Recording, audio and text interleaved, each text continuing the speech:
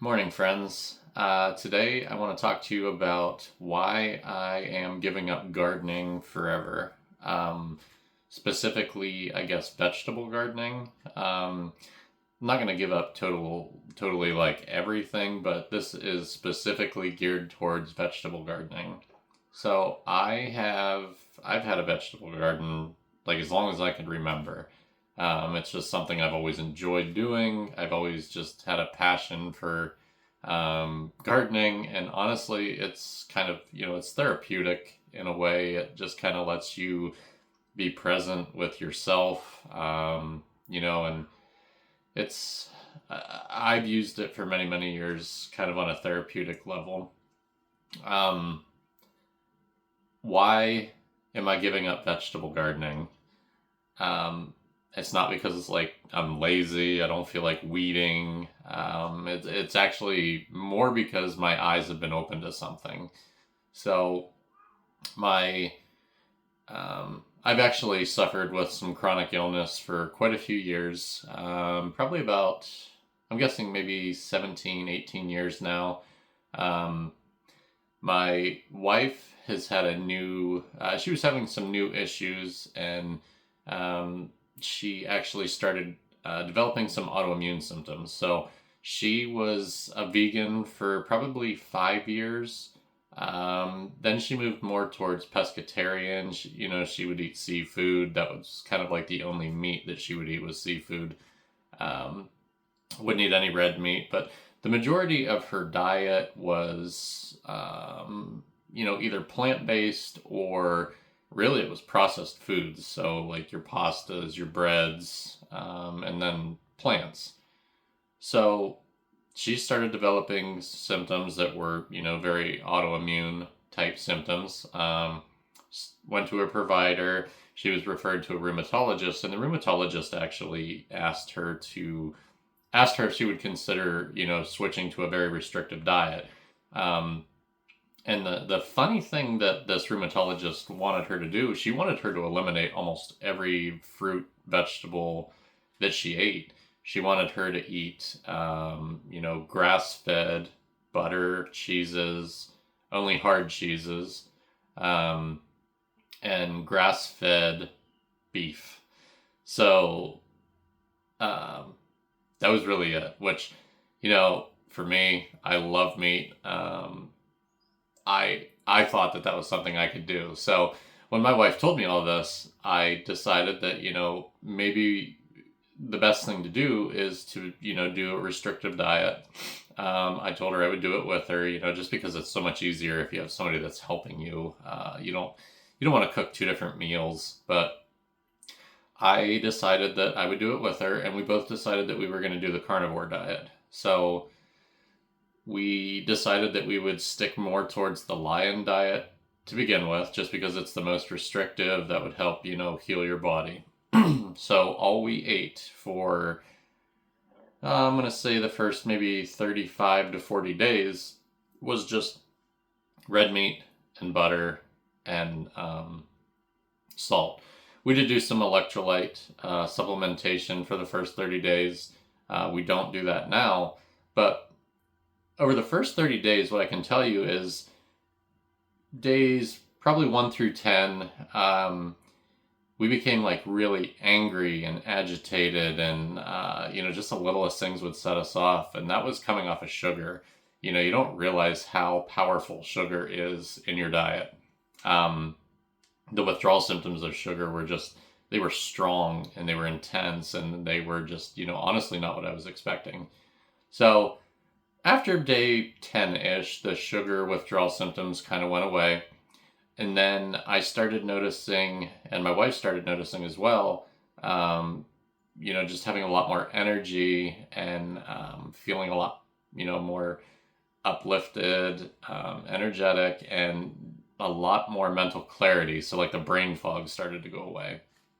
So I'm going to say days 10 or 15, somewhere in there, through day 20, like we really started to get a lot of energy, and the mental clarity, like just the brain fog. I would spend so much time word searching, and you just feels like you're always just like trying to find things in your mind that you can't, just that brain fog, and it was gone. I'd never felt so mentally clear, honestly, as long as I could remember. And then,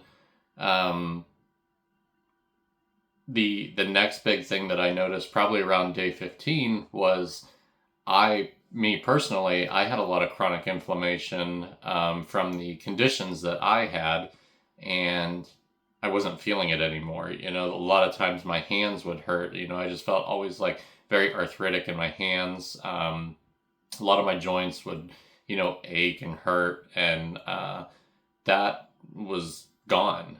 And I would say by day 30 to 35, pretty much every symptom that I had been having was gone. I felt normal. I was having no pain. I had the best energy. And I've had insomnia as well for probably, I'm going to say 18 to 20 years. I've had insomnia, and I all of a sudden started falling asleep on my own. And I was sleeping through the night, which was honestly unheard of. The only dreams I would have previous were nightmares if I did have a dream. That had gone away. I started dreaming almost every night. I monitor my sleep with a Samsung watch, and it's amazing how much more REM sleep I'm actually getting now. But days 1 through 35 on the carnivore diet were honestly they were life-changing, and I never expected it. My wife was having a similar experience as I was, kind of even on the same timetable too. A lot of her brain fog was gone, and a lot of the autoimmune symptoms that she was experiencing were gone. So it's almost like the restrictive diet, but on the vegan, vegetarian, pescatarian side was almost triggering, some of her problems. But and it appeared as though the carnivore diet was kind of fixing the problem. So it's very strange. But I had been trialed on so many different medications for the chronic illnesses that I had, and I'm actually off of them now. We have been on the carnivore diet for almost 5 months now. I've lost, I believe, 35 pounds total in that time frame. I was close to the 300-pound mark, actually. So I'm making my way back down. A lot of things are normalizing. I did have some blood work prior to starting this, which is really nice. So I have at least a baseline level. My wife also had labs done, so she has a baseline level. So we'll both get checked here in a year to kind of see where we're at. But, just the way I feel coming off the medications, and the way my wife feels, it's been life-changing. Now, when I talk about gardening, so this is how strongly I believed before in gardening and growing plants. I have a big garden. I even built a greenhouse at my house that is just full of potted plants. Now, I live in zone 5. It gets cold here. It gets very, very cold here. This past winter, we had snow on the ground it was right around like December. I think it was actually Christmas Eve. We got snow that stuck to the ground, and the snow actually never left the ground until the middle of March. So we have long, cold winters here. But I put a greenhouse outside. I have, I think right around 52 tropical trees, potted plants that I have. I keep the greenhouse heated all winter long. That's how much, I believed in plants and eating plants. But this year, I'm not doing a garden. This is going to be the first year in a long time I'm not doing a garden.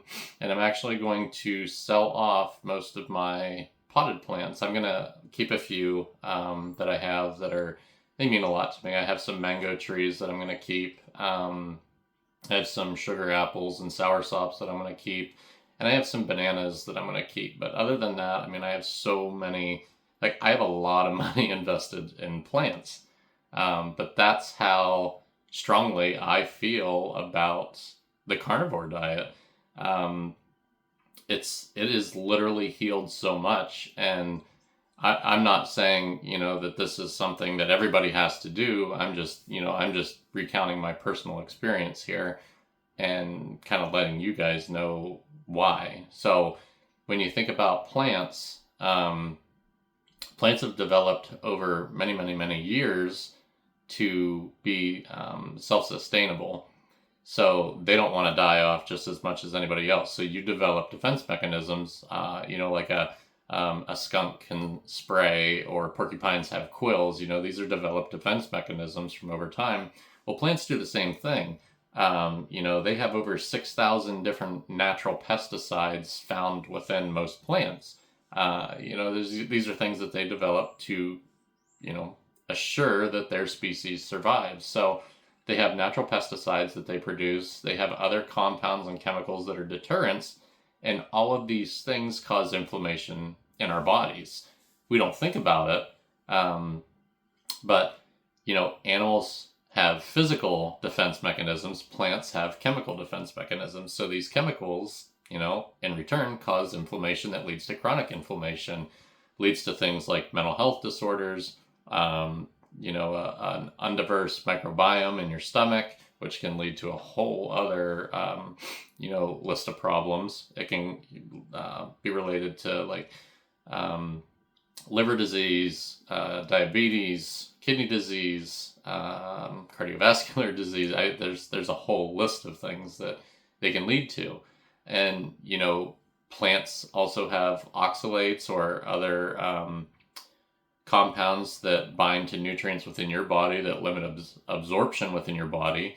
So you're actually depleting yourself of essential nutrients like calcium, magnesium, iron, because things like oxalates that are found in plants are binding to them and making them so they're not bioavailable to you.